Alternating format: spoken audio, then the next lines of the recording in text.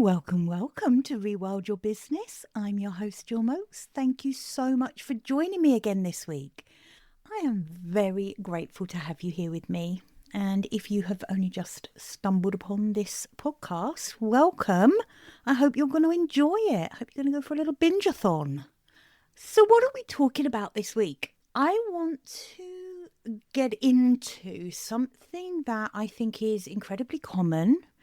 I think so many of you are going to be able to relate to this feeling of starting a business, beginning to grow a business, tweaking that business in response to what you think will work better, what the market wants from you, what someone else is doing that is working, and then kind of waking up one day and thinking, whose business even is this? This doesn't even feel like mine anymore. It doesn't even seem to reflect why I started this business in the first place. So that's what I want to talk about this week because, like I said, I think it's a very common thing. And I think it's something that once you're aware of it, it's one of those things that once you see it, you can't unsee it.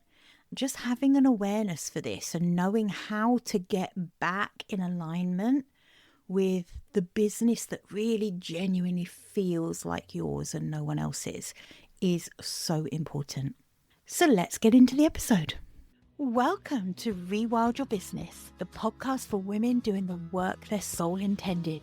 I'm Jill Mokes. I'm an international business coach and I'm a guide for women doing the work that matters. Rewilding your business means cutting away what doesn't belong to allow what does to thrive. Finding simplicity in your work. And it's about bringing the whole of who you are to the table, whether you're building something new or finding your way back to what really matters to you. I'm so glad you're here.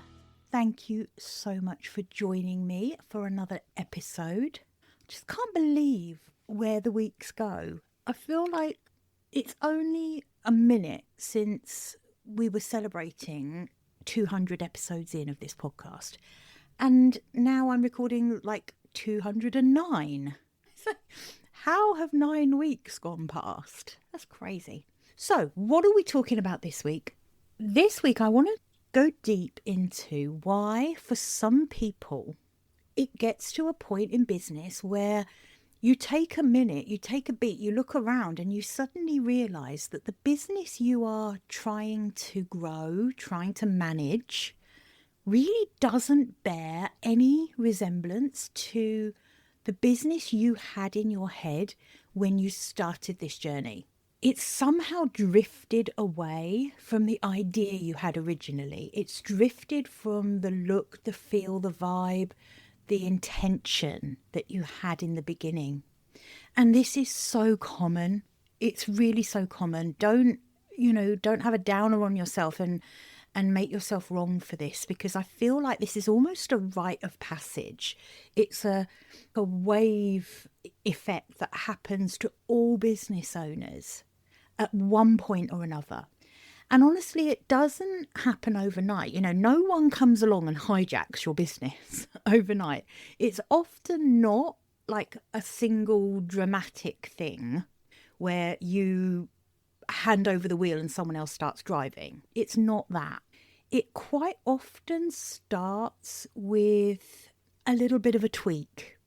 Maybe you start describing yourself a bit differently on your about page because someone told you that, what you do it is a bit confusing. It's not really getting across the essence of who you are and what you do.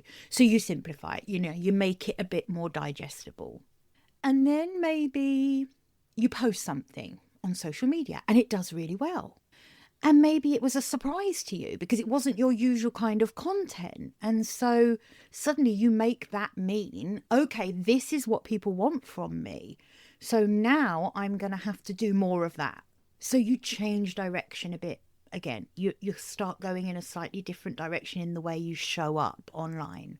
And then a big one is when someone, perhaps in your peer group, someone who does something similar to you, If you're a coach, maybe it's another coach that has a similar niche to you. If you have an agency, maybe it's someone who runs something similar to you. And they launch something, a program, a new offer, a product, whatever it is, that looks a bit like yours, but they've packaged it differently. Maybe they describe it differently. And suddenly you're off again. You're thinking, okay, maybe I need to be clearer. I need a different structure. I need to be a bit more whatever they are. And so you shift again. And each of these little tweaks is small. And every single one feels incredibly reasonable, really logical. You're responding to the market. You're listening to feedback. You're being strategic. The problem is that if you do this enough over time, what happens, or what can happen, I'm not saying it always happens. Sometimes every single tweak is absolutely right and you just end up becoming more and more authentically who you are, and your business is becoming an even better representation of that. But dark side, sometimes that's not what happens. And sometimes you wake up one day and you look at your website and suddenly you don't recognize the person it's talking about, who apparently runs this business. That is drift. And it's really uncomfortable. And it feels overwhelming because, especially if you've been in business for a while and you had a very clear vision at the beginning, and then you've just made tweak after tweak after tweak to your positioning, your messaging, the look and feel, your offer suite, and you've drifted away from the core work that you're here to do. You've somehow shaped your business around what other people are doing, the way other people talk about what they do. And it's almost like you've started borrowing an identity, one that feels more acceptable, one that feels like it's going to be more what a proper business owner looks like. I can honestly say there's a little bit of this around when I call myself a business coach, because I know that what I do with my clients is more than business coaching. I don't just work on strategy. I do a lot of work around identity, around personal brand. I do a lot of work around, who you are at your soul level. And then we move on to looking at strategy and that kind of thing, the business coaching side of things. So business coach doesn't really represent the whole of who I am and the whole of the work that I do with my clients. But it's easier sometimes for me to use business coach because that's what people understand. But what it doesn't do, and this is how that business coach label does me a disservice, is that the identity work, the person-centered coaching that I do with my clients is actually the most important part of the work. The strategy is never the most important part. I can promise you that. When it comes to growing a business, the strategy should feed naturally from the most authentic version of the founder. But the problem is so many business owners never do that foundational identity work properly. They don't do the mindset work properly. They're not equipped for the strategy that they try and make work. And the problem with borrowing these identities that you feel are going to be acceptable to your market, whatever market you work in, the problem with that is that you have to keep performing that identity. And that's bloody exhausting. And I think especially for women who are already doing so much that requires them to show up as the capable, professional, together version of themselves. We have this whole legacy of pressure on us to do that. And then what happens if we start borrowing this identity of the person who we think represents someone who would run the business that we want? Everything starts feeling like a costume. And the real work, the work that actually lights you up, the work that is the truest representation of who you are, is sitting underneath all of that. It's not really got any room to breathe. It's kind of buried under this performance that you're putting on every day to show up in the way that you think is going to bring you success. So if this is landing with you and you're thinking, well, yeah, to be honest, Jill, that does sound a bit familiar. And I know this is true for so many people. Honestly, don't think this is a you thing. But how do you find your way back? How do you draw a line in the sand with your business and go back to the business that you originally intended to build? The one that was all about who you are, your lived and learned experience, the things that matter most to you.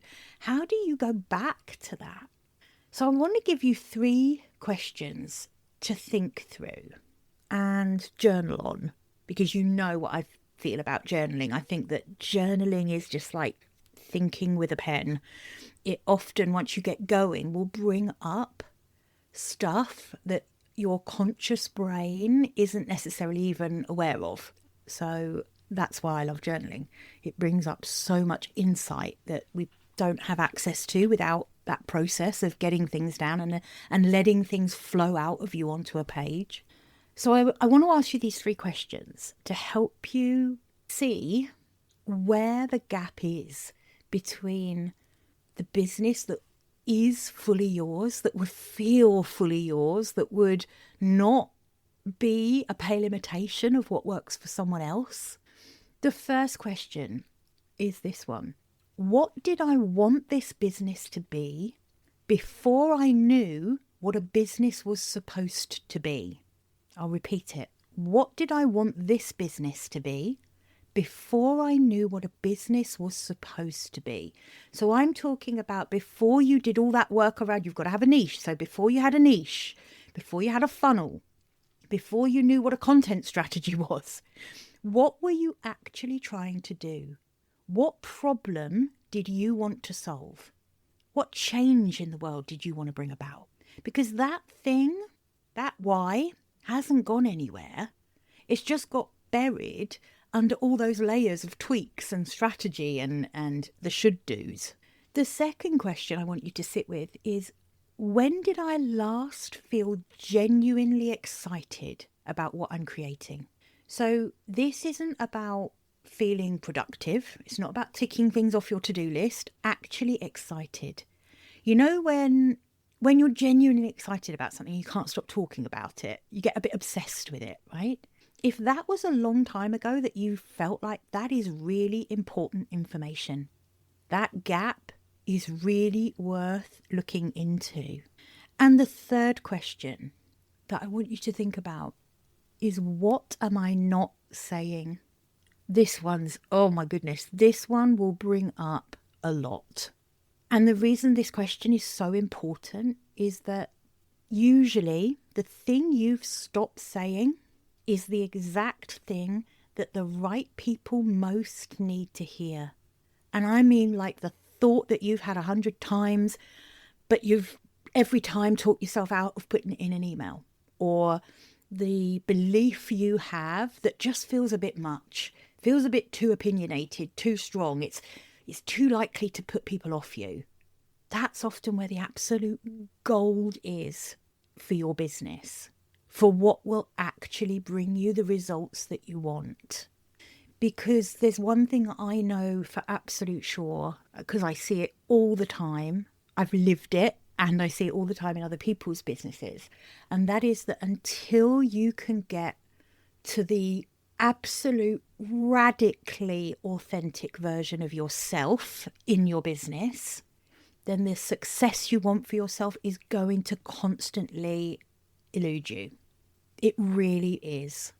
I think we don't think about this enough. We read these words, or you hear these words in podcasts, bring the whole of who you are to your business. I say that all the time. Be authentic. How many times do we hear that? You've got to be authentic.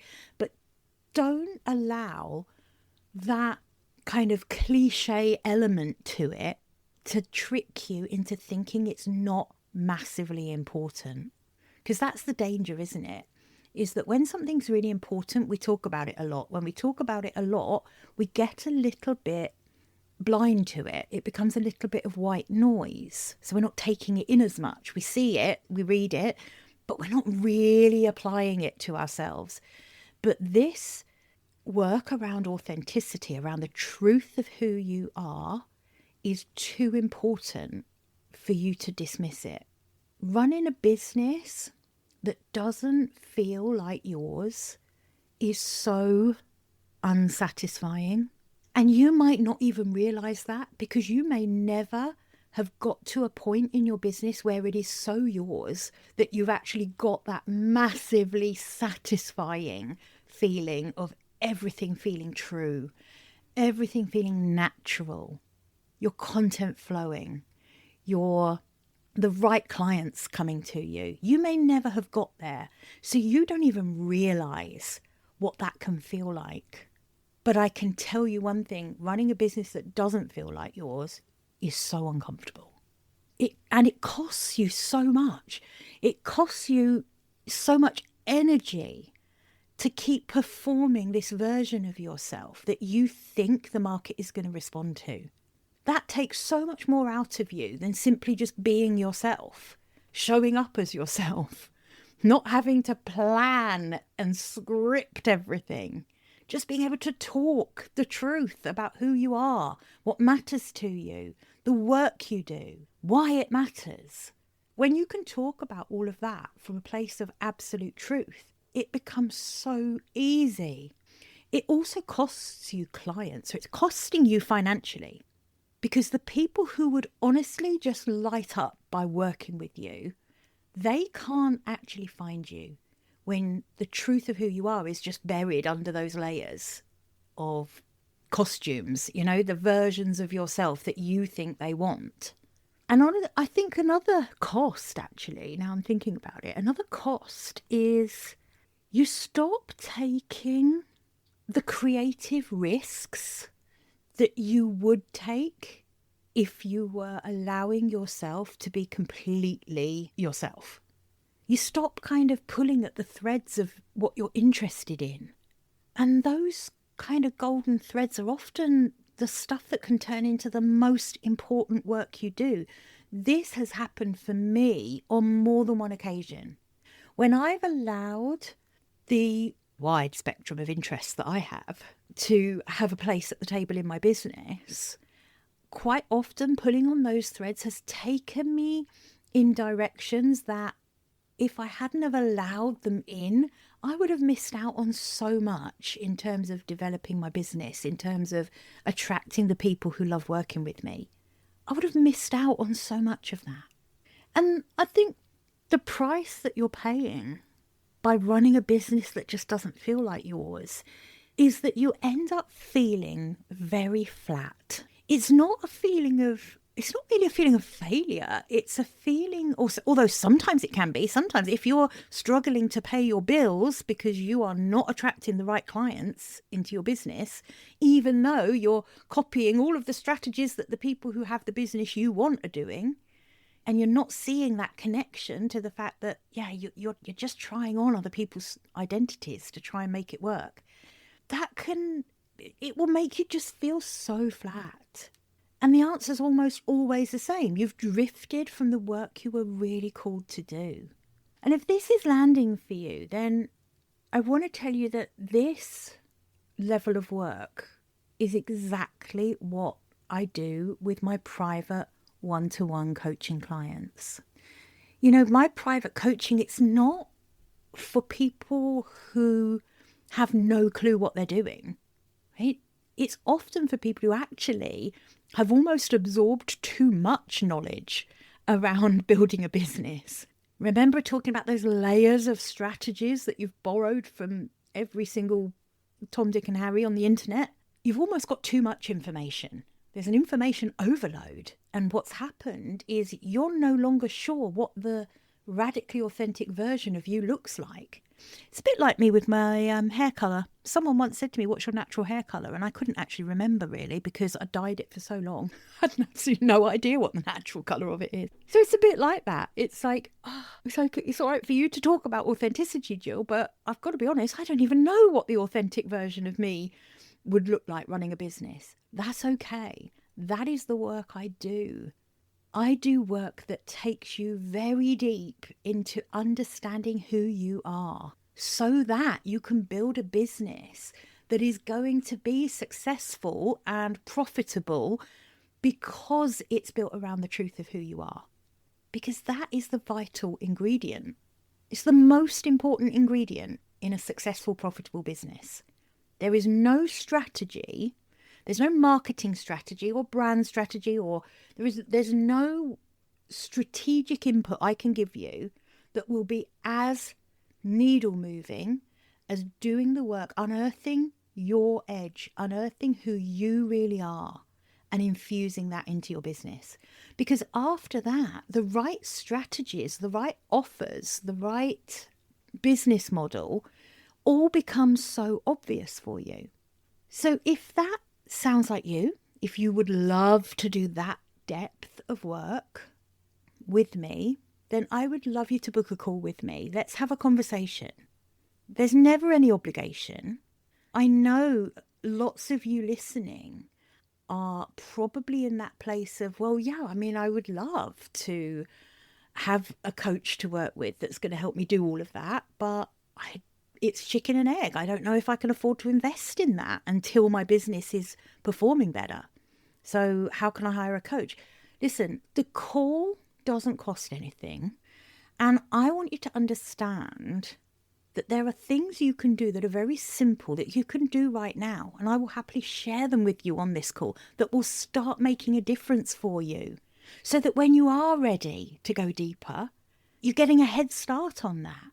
And that call could be the thing that changes everything for you.